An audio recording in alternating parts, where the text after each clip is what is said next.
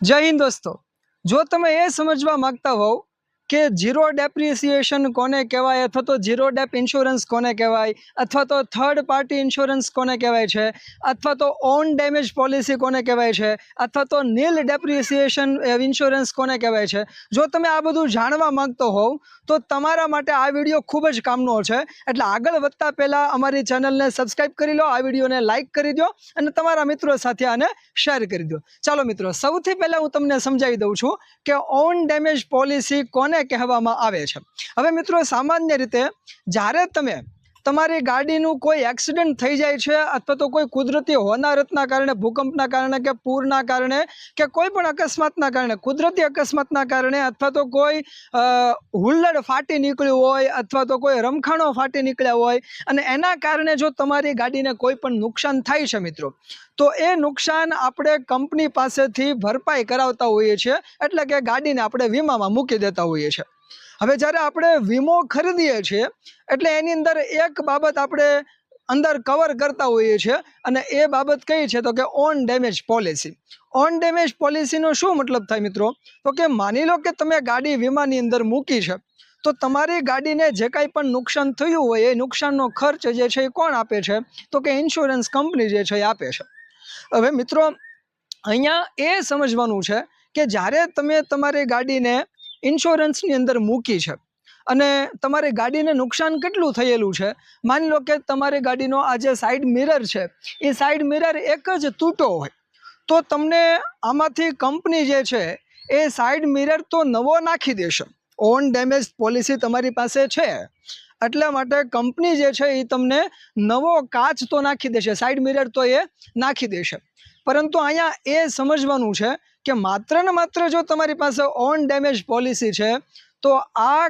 Side મિરરનો જે કાંઈ પણ ખર્ચ આવે છે એમાંથી કંપની ઘસારો બાદ કરશે, એટલે કે આ મિરર, સાઈડ મિરર નાખવાનો જેટલો પણ ખર્ચ આવ્યો હશે એનો પૂરેપૂરો ખર્ચ એ કંપની વહન નહીં કરે, કંપની પોતે બિયર નહીં કરે। એમાંથી અમુક રકમ, ઘસારાની રકમ જે છે એ ક્યારેક ક્યારેક 10% લઈને 25% જેટલી રકમ થતી હોય તો એ ઘસારાની રકમ તમારા પોતાને ખીચામાંથી ચૂકવવી પડે છે। આને કહેવાય છે મિત્રો ઓન ડેમેજ પોલિસી, કે એટલે કે એનો મતલબ એવો થયો કે તમે વીમાની અંદર ગાડી મૂકો છો પરંતુ એમાંથી ઘસારાની રકમ બાદ કરીને કંપની જે છે એ તમને રકમ ચૂકવશે। તો મિત્રો આને કહેવાય છે ઓન ડેમેજ પોલિસી અથવા તો સ્ટેન્ડ અલોન પોલિસી આને કહેવાય। હવે મિત્રો, એક બીજો પ્રશ્ન છે કે એક શબ્દ તમે બીજો સાંભળ્યો હશે, ઝીરો ડેપ, અથવા તો એને આપણે બમ્પર ટુ બમ્પર કહીએ છીએ, એટલે કે ગાડીના બંને સાઈડના જે બમ્પરની વચ્ચે ગાડીને જે કાંઈ પણ નુકસાન થાય છે એ નુકસાન બધું કોને આપવાનું રહે તો કે ભાઈ એ ઇન્સ્યોરન્સ કંપનીને આપવાનું રહે। હવે આ બમ્પર ટુ બમ્પર એટલે કે ઝીરો ડેપ્રિસિએશન અથવા તો નીલ ડેપ્રિસિએશનનો જે આ વીમો છે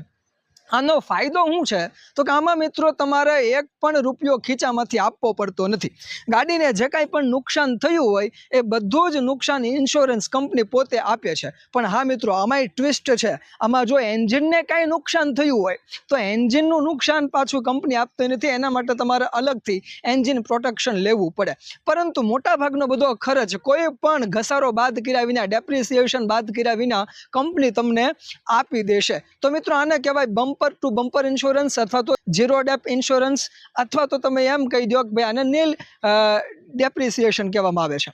તો તમે બે બાબતો સમજ્યા કે ઓન ડેમેજ પોલિસી અથવા તો સ્ટેન્ડ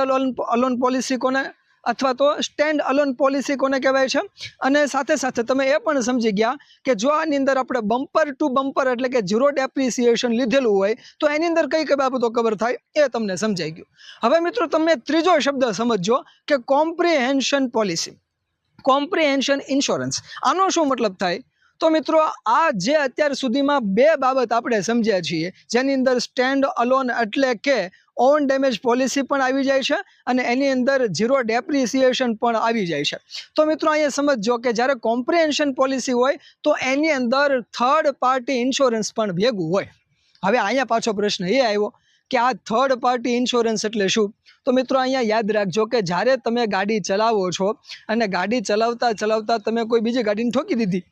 તો પછી સામેવાળો તો તમારી પાસે એનો ખર્ચો તો માગવાનો જ છે, એની ગાડીને નુકસાન થયું હોય એનો તો ખર્ચ માગવાનો જ છે, પણ એને પોતાને કોઈ નુકસાન થયું હોય, હોસ્પિટલમાં દાખલ થવું પડ્યું હોય તો એનોય નુકસાનનો જે કાંઈ પણ એને ખર્ચ થયો હોય એ ખર્ચ પણ એ માગવાના છે। તો મિત્રો આવા કેસમાં તમારે યાદ રાખવાનું છે કે સામેવાળાને જે કાંઈ પણ નુકસાન થયું હોય એ નુકસાનનો સંપૂર્ણ ખર્ચ જે છે એ તમારા વતી તમારી ઇન્સ્યોરન્સ કંપની જે છે એ ચૂકવી દેશે. આને થર્ડ પાર્ટી ઇન્સ્યોરન્સ કહેવાય. જો તમારી ગાડીનો માત્ર ને માત્ર થર્ડ પાર્ટી ઇન્સ્યોરન્સ હોય ને તો તમારે સમજી લેવાનું કે તમને માત્ર ને માત્ર સામેવાળાની ગાડીનું નુકસાન અને એ વ્યક્તિના નુકસાનનો ખર્ચ જ મળશે. તમારી ગાડીને કાંઈ નુકસાન થયું હોય તો એનો ખર્ચ નહીં મળે. એટલે મિત્રો અહીંયા યાદ રાખજો કે જો તમે કોમ્પ્રિહેન્શન ઇન્સ્યોરન્સ પોલિસી લીધી હોય તો તમારી ગાડીને થયેલા નુકસાનનો ખર્ચ પણ ઇન્સ્યોરન્સ કંપની આપશે અને સામેવાળીની કોઈ પણ ગાડી છે એને થયેલું નુકસાન પણ ઇન્સ્યોરન્સ કંપની જે છે એ ચૂકવવાને પાત્ર રહેશે મિત્રો. તો આ કેટલીક બાબતો જે છે એ આપણે આની અંદર સમજી લીધી છે કે કોઈ પણ ગાડીને જ્યારે આપણે ઇન્સ્યોરન્સ લેવા માટે જઈએ છીએ ત્યારે એમાં ખાસ આપણે ધ્યાન રાખવું કે આની અંદર કોમ્પ્રિહેન્શન છે કે ઓન ડેમેજ પોલિસી છે કે થર્ડ પાર્ટી છે, એ કઈ કઈ બાબતો છે એ તમારે પહેલાં વીમો લેતા પહેલાં શોધી લેવાનું, સમજી લેવાનું.